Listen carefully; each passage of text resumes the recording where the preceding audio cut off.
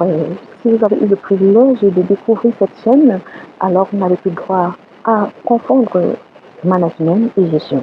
Premièrement, et vous avez l'opportunité de savoir que dans le management, on a la partie opérationnelle qui renvoie à la gestion et on a la partie stratégie. Et dans les différentes stratégies, nous avons vu 6 styles de management, donc 6 façons de pouvoir manager et d'adapter ce style à l'opérationnel et de faire que l'entreprise soit performante et pérenne. Aujourd'hui, nous allons clôturer avec ce chapitre sur les différents types de management. C'est le sixième. Nous parlons du management agile. Beaucoup se posent la question de savoir de quoi il en est question. Bonjour, je suis Flora. Si vous me découvrez pour la première fois, lancez un coup d'œil sur la description de notre chaîne pour avoir notre ligne éditoriale et surtout vous abonner et activer les notifications pour ne pas manquer nos prochaines publications. Alors, aujourd'hui, nous concluons avec notre chapitre sur les différents styles de management. Nous sommes passés du management autoritaire au management délégatif, au management persuasif, au management participatif, au management par objectif. Aujourd'hui, nous parlons du management agile. De quoi il s'agit? Alors, c'est un style de management qui donne à devoir s'adapter en fonction de la flexibilité du marché, en fonction de l'évolution des technologies et en fonction de la demande du marché.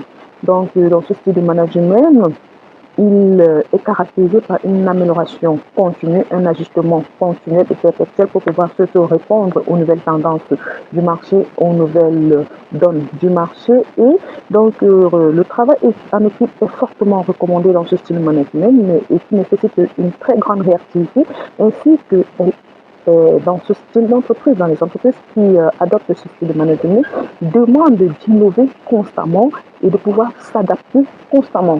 Alors, ce style de management a aussi ses avantages et ses inconvénients, comme tous les autres d'ailleurs, dont les inconvénients, donc, c'est donc cette instabilité.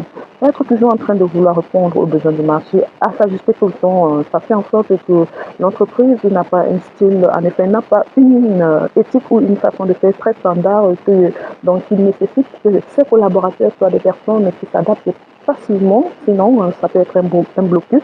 Donc cela nécessite d'avoir des équipes très organisées et dynamiques qui sont prêtes, une fois de plus, à s'adapter au changement. Et aussi, il peut y avoir un impact sur la rentabilité. Pourquoi? Parce que une entreprise, une organisation qui aura adopté aussi de management donc agile, qui détermine une façon de faire et qui l'adopte et qui est en train de performer dans cette manière de faire. Et que parce qu'il y a une nouvelle variante, ça on observe ça généralement dans les NPIC, les nouvelles technologies de l'information et de la communication aujourd'hui, avec l'avènement des réseaux sociaux, ensuite avec l'avènement de l'intelligence artificielle, chaque fois on est supposé dans la technologie à devoir s'adapter avec les nouvelles tendances et surtout pour pouvoir répondre aux demandes et pouvoir anticiper les besoins futurs du marché. Donc, si dans cette façon de faire, une fois qu'on a un résultat qui peut être standard ou bien en pleine croissance et qu'on doit devoir recommencer ou alors s'ajuster pour pouvoir répondre à la nouvelle donne, ou à la nouvelle demande, cela donc peut avoir un impact sur la rentabilité. Alors, bien évidemment, cet impact a un côté néfaste à court terme parce qu'effectivement, si on ne s'adapte pas à long terme, l'entreprise pourrait ne pas être productive. Alors, en termes d'avantages, pour chuter en glissant par ce dernier point. Donc, ce style de management permet à l'entreprise de rester très, très, très compétitive sur le marché et elle a une facilité d'exécution parce qu'elle anticipe sur les besoins et donc, du coup, à la demande, elle répond facilement, donc elle peut faire des meilleurs résultats. Et aussi, il y a une forte capacité de négociation et ou d'adaptabilité des différents membres des équipes pour pouvoir ainsi rester performante, pour pouvoir ainsi toujours avoir une place sur le marché, pour pouvoir répondre en temps réel aux demandes ou bien aux besoins du marché ou bien des clients ou des futurs et des potentiels clients. Ainsi, dans ce style de management, la satisfaction du client passe avant tout. Vous avez vu que depuis là, dans tous les différents autres styles, on n'avait pas parlé de la satisfaction du client passe avant tout. Dans ce style de management, il est axé sur le devoir de satisfaire le client. Et vous savez, quand on crée ou alors quand on se dit on veut faire quelque chose, c'est pour répondre à un besoin. Et tant qu'on ne répond pas à ce besoin, on est en train de faire juste pour de l'argent. Faire pour de l'argent, c'est bien, mais surtout faire pour satisfaire un manque, c'est surtout idéal.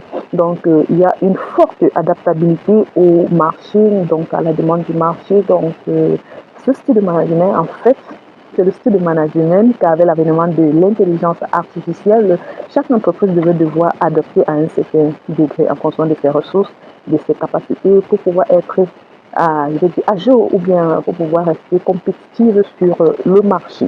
Donc, j'ai réservé ce dernier pour la fin parce que je sais que ici, il n'est plus question de choix, mais c'est une réalité qui s'impose à nous, particulièrement les Africains. Nous savons que dans d'autres pays, dans les pays d'Europe, d'Amérique, c'est déjà avancé avec l'intelligence artificielle, par exemple, avec les nouvelles technologies. Mais nous, en Afrique, nous sommes toujours un peu à la traîne et ce style de management, c'est un éveil et voire un réveil pour l'Afrique et surtout une interpellation à chacune des entités qui est encore à la traîne, à chacun des managers qui n'avait pas encore pensé à devoir implémenter, à penser à implémenter cela dans son processus de production pour rester assez compétitif sur le marché et pouvoir avoir sa part du marché et avoir une performance durable et stable. Sur ce, on se donne rendez-vous avec un nouveau chapitre. Et ravi d'avoir pris part à cette introduction sur le management. Pour tous ceux qui n'ont pas eu l'opportunité d'avoir des séquences, d'écouter les séquences précédentes, je vous ai conduit à aller dans ce coup d'œil, regarder et discuter si vous avez des questions. Nous sommes disposés à vous apporter les éléments de réponse, bien sûr, dans la limite de notre disponibilité.